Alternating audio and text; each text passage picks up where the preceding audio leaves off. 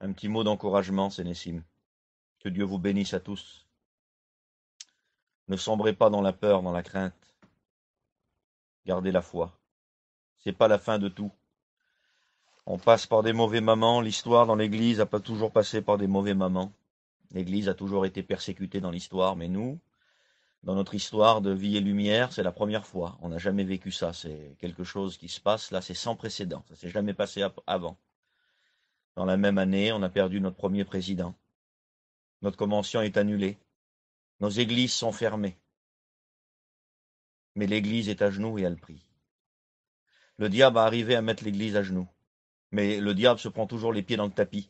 Quand il fait des choses contre l'Église, ça se retourne toujours contre lui. Parce que quand il met l'Église à genoux, il s'aperçoit qu'elle prie, et l'Église n'a jamais prié autant qu'à l'heure où on parle. Elle est à genoux et elle prie. Nos inconvertis, ça fait des années qu'on leur prêche dans nos églises pour se convertir. On ne pourra plus leur prêcher parce que les églises ferment. Ils se convertiront chez eux au pied de leur lit. Les rétrogrades reviendront.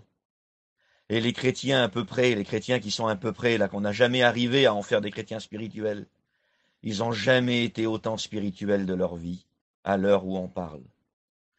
Jésus le savait bien, il avait dit quand tu pries, rentre dans ta chambre. J'ai toujours trouvé bizarre que Jésus n'envoyait pas les gens au temple pour prier. Mais non, parce que la vraie communion, c'est pas au temple qu'on l'a ou dans les églises. La vraie communion, c'est dans notre chambre, au pied de notre lit. Et on l'a jamais fait autant qu'aujourd'hui. Prenez courage. Ne vous laissez pas envelopper par la peur, la crainte, la panique.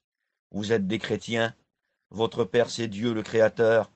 Il n'y a pas de meilleur Père que lui. Il vous aime plus que vos propres pères sur la terre. Vous êtes ses enfants.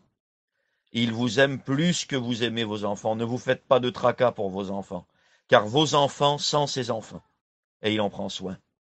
Que Dieu vous bénisse.